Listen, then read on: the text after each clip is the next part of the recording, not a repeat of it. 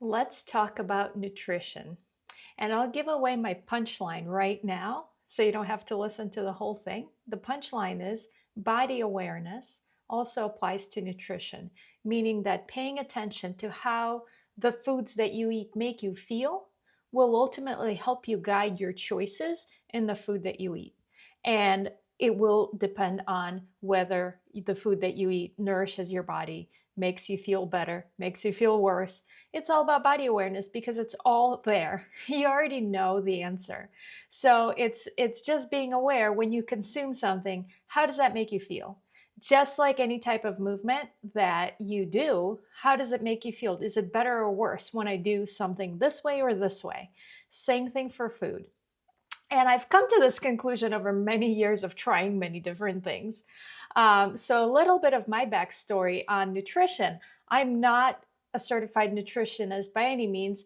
All I have to offer is my experience here. This is something I've eaten food for for 38 years now, and I've tried many different approaches to eating because I've always been healthfully minded. So I've always wanted to be, I had always a goal. I always wanted to be healthy.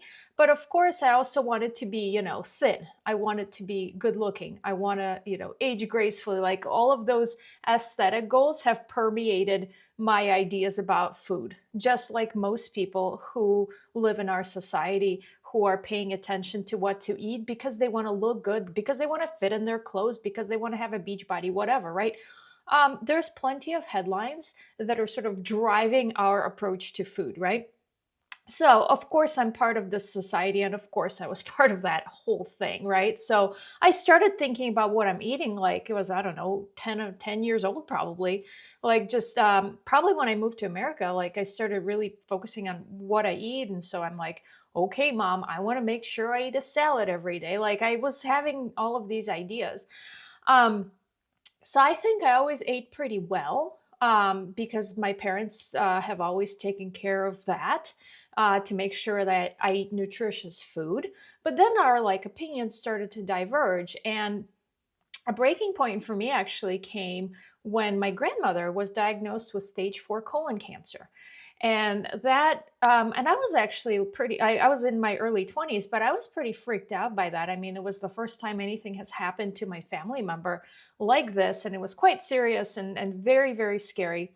So, being the research oriented analytical person that I am, I started to really dive into nutrition because I was like, what is it that caused my grandmother to get cancer? Like, what was the reason? There must be a reason. So, I could not accept that, things just happen. I had to find an answer. And so I went looking for the answer. And so as soon as any sort of answer started to come up, I started to grab onto them. Again, not being able to fully accept that a diagnosis like this is a combination of many things, not just a singular nutrition, reason or whatever. Obviously, my grandmother has lived through World War II and was a refugee and escaped to Siberia from Ukraine. She had other things in her life that have affected her. It wasn't just what she ate, right? And she ate always very well. Uh, anyway, point being, I started looking into it, and I came across many books that said it was meat. Meat was the reason that people got cancer. And that was supported by a study that I think people now refer to it as the Chinese study. And there was like thousands of people surveyed. And if they ate meat, and there was like a checkbox for them on the survey, do you eat meat regularly? And if they ate meat regularly, they were more likely to get cancer. And that supported a lot of studies, actually, not a lot of studies, a lot of sort of ideas on veganism and vegetarianism, on not eating animal products because of that study. And I came across a book that fully utilized that ideology. I'm going to call it ideology. And at the time convinced me to become vegan because I was like, okay, grandma got cancer. I know grandma eats meat and she got cancer. And then there's the study that says eating meat causes cancer. So I'm gonna not eat meat ever again. And so I became vegan. And I became truly vegan because I really, when I believe in something, I'm going to commit. At least one thing is certain that if I want to try something and I believe in it, I will give it 100%. And I for sure gave it 100% because I started cooking all of my meals. So it wasn't like I'm vegan in the sense that I eat Twinkies. Like it's not junk food that I was eating. I was eating food that I cooked. So I learned to cook like eggplant, and I started like experimenting a lot with Indian spices because a lot of Indian food is vegan and vegetarian. So it's like I was making like actually delicious food at the time. Like I didn't know how to cook, and then I learned for this purpose. So like I soaked my beans, and I like, I bought a bunch of spices, and I like went to the local world market store that had all the spices. Like I did the whole thing, and I committed to it. And it was for 6 months. I was like really vegan, like truly vegan. And I made everybody's life around me miserable. I just have to take this as an aside because, everybody, like I went to my now husband's mother's Thanksgiving, and she's like, "Oh, can Elena eat that?" And it was like, "No, Elena won't eat turkey." Like, that kind of thing. And then I went on a trip with my dad to New York, and I have to tell this story because it's just so hilarious how I was like, well, if I'm going to be vegan, everybody around me is going to eat vegan. Okay, so I made my dad, when we went to New York together, I made my dad go eat vegan food like everywhere we went. So we went to all these Indian restaurants, and like there's a lot of vegan places in New York City. And on the way out, we're flying back. We're in the airport, and I lose track of him. We're about to board the plane, and I'm like, I can't find my dad. Where did he go? Well, it turns out he, in secret, ran off and got himself a slice of pizza at like Sabaros or something. And like he like had to sneak out to get food that wasn't vegan. So like I was really fun. Like basically, I became a really fun person to be around because I was so committed to the vegan lifestyle. My point of saying this is that, that decision to become vegan was originally rooted in me thinking I'm going to get healthier. So the health problems that I've always had that I could never shake was I've always had eczema. Eczema, like my skin would always break out, and I was always kind of, there's nothing I can do. I've struggled with it since I was like born. And it was like just something that was part of my life. My skin, especially on my hands, would get really, really bad. And it would get like so bad, it would get infected sometimes. And it was just like, I almost like questioned if I had like something worse going on, but it was always just eczema. It was always eczema. And I was like, okay. And I read that, okay, so not eating meat prevents cancer, apparently. It also, I've heard people say, oh, my eczema is gone. I have so much more energy. So I'm expecting all of these results, right? So, okay, cancer prevention being one thing, but it's like, you can't really test that, right? Like it's not after 6 months, you can't find out if that's working. But certain things that I'm expecting are, I'm going to have more energy, and my eczema is going to get better. So 6 months in, I start noticing that actually my body composition got a lot worse. So besides becoming like really, really fun and like forcing everybody to be vegan around me, my body composition, I actually started noticing like cellulite, I lost muscle mass, and I was always exercising, right?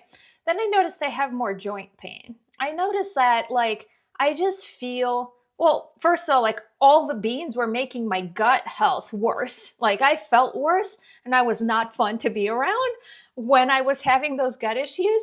And then like I'm having joint pain and definitely not more energized. Like I'm waking up stiff and sore and kind of having just not feeling great. I was definitely not like a picture of energy.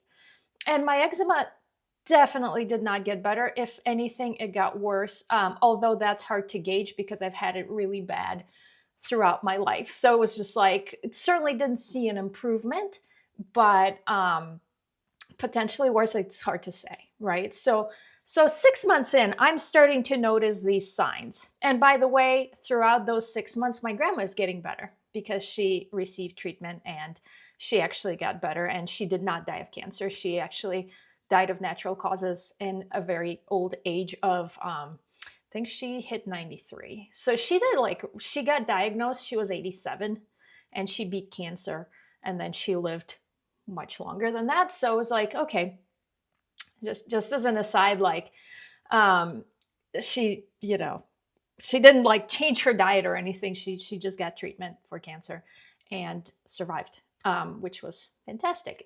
So the 6 months of me trying to deal with that grief of finding out that my grandma has cancer, I was vegan, committed vegan, also looking for health benefits, noticing that I'm losing muscle mass. Like I literally got like dimples all over my thighs. Like it was just like my skin structures became different.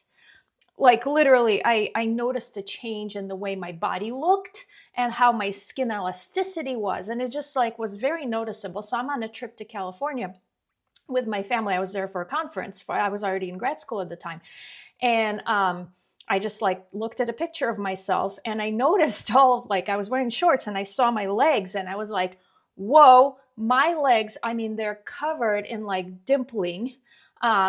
And their like texture became different. And it's just like, where's my muscle mass that I kind of used to have? I'm not very muscular, but I certainly had some muscle from all the years I've spent working out.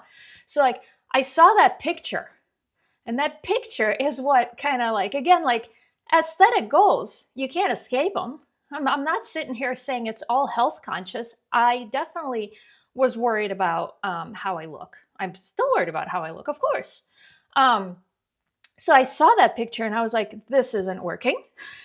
And that night I started to research like the other side of the vegan debate of like, well, what does eating meat actually mean? Like I saw some studies, and at that time, I think I was already either entering the grad. Yes, I was already in the grad program. And so I was already thinking more research oriented. I was already like able to read research and understand it and kind of like judge it critically, not just be told like this is what it is and believe it. I was able to actually think critically at the time, started to think critically at the time. So I came across other websites and other points of view like paleo lifestyle and primal eating and carnivore kind of diets. And I started reading their side of the debate. And that sounded pretty good because they were like, you're going to build muscle, you're going to get more. I'm like, wait, I already heard this from the vegans. I'm confused. And then I looked at that study that I kept citing in my head, like, of course, 10,000 people, I can't be wrong. Like 10,000 people eating meat are more likely to get cancer. I saw the numbers. I'm a statistician. Like I know this stuff. I looked at the study itself because you can't really believe the outcome, all the interpretation of the study until you read the study yourself. Truly, like you have to, if you're gonna really figure this stuff out, you kind of have to like look at the study they're citing, read it, and see does it actually make sense. And when I read it, I realized, again, because I was already in my kinesiology PhD program, like I was already thinking critically. I realized that the study that they are citing about meat was based on the fact that their questionnaire didn't specify what kind of meat people are eating. So it didn't disambiguate processed meat versus, healthy raised meat from a cow that was like on a pasture. Like pepperoni and a healthy steak were on the same level when they were placed in this questionnaire. So it was extremely biased, and it did not differentiate between processed and unprocessed food. And a lot of processed meat was included. Like, again, eating meat, eating pepperoni, sausage, whatever, pizza was considered meat. Well, pizza is not meat. I'm thinking meat like a steak, a piece of chicken, a piece of pork. Like, that was commingled with processed food, with pizza and pepperoni and sausage and whatever it is. Like, you don't know what's in that stuff. And when people are answering, it's like, well, yeah, I eat meat. So some of them were eating good meat and the others were eating super processed meat. So maybe those were the ones who were more likely to get cancer, but we don't know. We can't differentiate, right? And the people who are maybe marking we don't eat meat at all are more health conscious just because, well, they have to cook their own food because there's like, if you really want to be strict about what you're eating and you want to know what's in your food, you got to cook your own food. So maybe those people were more likely to cook their own food, which directly means they're eating less processed food because they're making their own. So there's a lot of factors when it goes into health surveys and food surveys, and even keeping track of your own food diary. It's still not representative of the way you eat always, right? So there's like so many things And that's where I was literally studying epidemiology, realizing all of this stuff and how convoluted it has become, and all of the conclusions that were drawn from this convoluted study, which had a ton of bias. So it was definitely not conclusive that meat prevents, or eating meat causes cancer, not eating meat prevents cancer. There's definitely not evidence that shows that, because it's incredibly difficult to control what people eat and then follow them over time and see how they fare, right? Like a true study, a true controlled study would be like, this group eats meat, this group does not eat meat, and we control exactly what we eat, and then they eat, and then all of the other factors that may be contributing, like how are you controlling for stress levels? Like stressed people probably, this is like my conjecture, but stress is um, likely to lead to cancer, like in, from what I've seen. But again, I'm not citing any studies here. It's, my conjecture. But how are you controlling that when you're comparing what people eat? So maybe what people eat isn't as important as how they deal with stress. Again, conjecture, but how do we control for that? So again, critical thinking. Anyway, that night when I read all of this stuff and I stayed up really late, like freaking out because, again, my body looked different when I was vegan for 6 months. And it felt different because I was like really, really, really sore. My joints hurt a lot. Like every morning I get up stiffer and stiffer and stiffer. Okay, so I read that study overnight. I'm like, okay, I'm done. And then I became like the opposite, and I started eating meat again, focusing on unprocessed food. So one thing that's always been clear to me is processed versus unprocessed. You definitely want to be in control of how processed your food is, meaning that you want to know what goes in your food. You don't want to hidden chemicals in your food. You want to control for that. So that has always been an obvious one for me, but I think it's not obvious when you look at the research that goes into, how people eat and how their health outcomes fare from the eating habits that they have. So I started eating meat that next day, and I started kind of like paying attention to how my body feels as a result of eating meat. And the thing about eating meat, and it's and like we can talk ethics and not. There's a lot of stuff that's out there. This particular podcast isn't about that. But eating meat, it's good pieces of meat that are not processed, that are coming directly from the animal. Hopefully coming from a farm. I support regenerative farming. Like I buy my meat from a farm. But when you eat meat, it's incredibly nutritious. If you just look at and compare nutrition of vegetables to meat, like we're talking both unprocessed food sources, you will see how much more concentrated nutrients meat offers. And it's talking about not just amino acids, which are all essential to our development, which vegetables literally don't have, but it's also the vitamins that we're citing. Broccoli has a lot of vitamins. Yes, but it's harder to digest than the vitamins, the same vitamin that's coming from meat, because it's already been pre-digested by the animal that ate the grass, the broccoli, whatever. So there's a lot of nutrition that's in the meat itself. So objectively speaking, if you literally compare kale, broccoli, whatever, the vegans eat to the meat, from a cow, you will see the difference in nutrition. Just eating the same amount of food, you're getting a lot more nutrition out of meat. This is an objective fact. It's just like comparing the amount you eat and how much nutrition you get out of a food source. Objectively, meat wins here. And then the other thought I started to realize is, like, again, focusing on essential amino acids that are building blocks of your muscles and other structures in your body is incredibly important. And again, like, I noticed a change in my entire meat suit that I'm wearing. Like, my skin and my bones and my muscles like changed for the worst when I didn't eat meat. So anyway, this isn't about veganism and eating meat, but it's more about paying attention to what your body thrives on. And so I did this experiment to myself, and I tried it for myself, and I have compared the two directly. And I saw a huge change in how my body felt as soon as I started to eat meat again. And then I started to actually reduce the amount of vegetable products I eat. And actually the thing that actually like really changed my skin was I stopped eating anything with flour in it.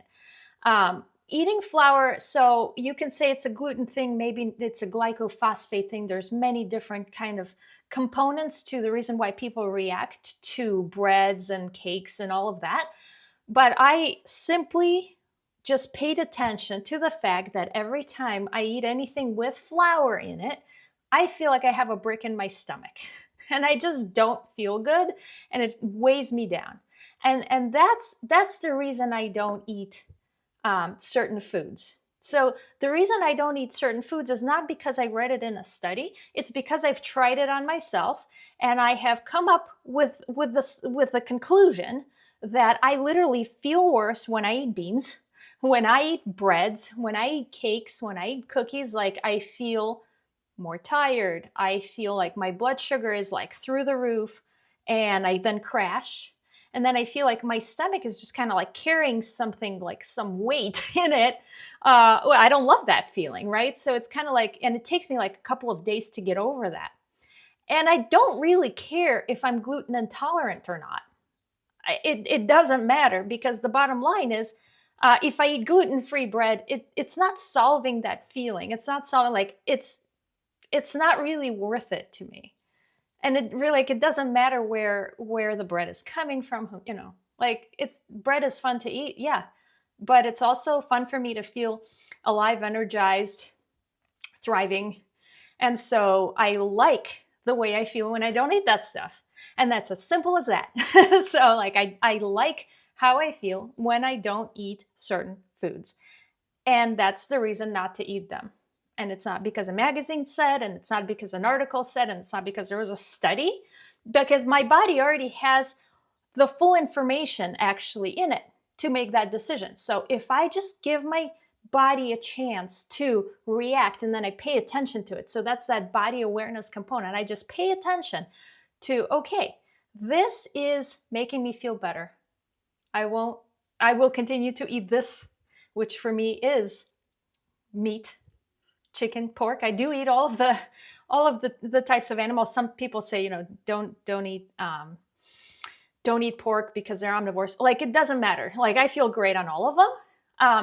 But when I eat certain other foods like beans, bread, nuts, I feel terrible. My skin breaks out. Like, enough said, I won't eat this stuff. And it's so easy not to eat because I literally notice the difference in how my body looks and feels. So body awareness is the underlying guiding principle for me when it comes to nutrition as well. And I highly recommend it to you because there's so much confusing information out there about nutrition. And I'll go quickly on my cholesterol rant because I've come up when I was in my PhD program, during that time, cholesterol was the villain. And you had to publish something against cholesterol if you wanted to get published.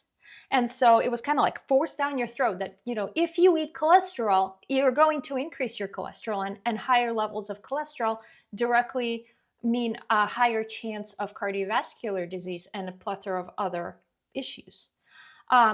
Since been disproven, and the fact that you eat cholesterol doesn't actually translate into you having higher cholesterol. Cholesterol is something that's part of your body, and it is something that actually helps your bloodstream transport nutrients throughout your body. So if you didn't have cholesterol, certain fat-soluble vitamins like vitamin D, K, A, they would not be able to flow through your bloodstream because your blood is liquid, and you need an emulsifier, which is cholesterol, to literally transport those molecules throughout your body so they can do their magic. So vitamin D deficiency is actually linked to, cholesterol, like the statins that people get for lowering cholesterol, because then you are not absorbing cholesterol. So there's all of these like factors that play into that myth that cholesterol is bad. Cholesterol is not bad. It is part of your body.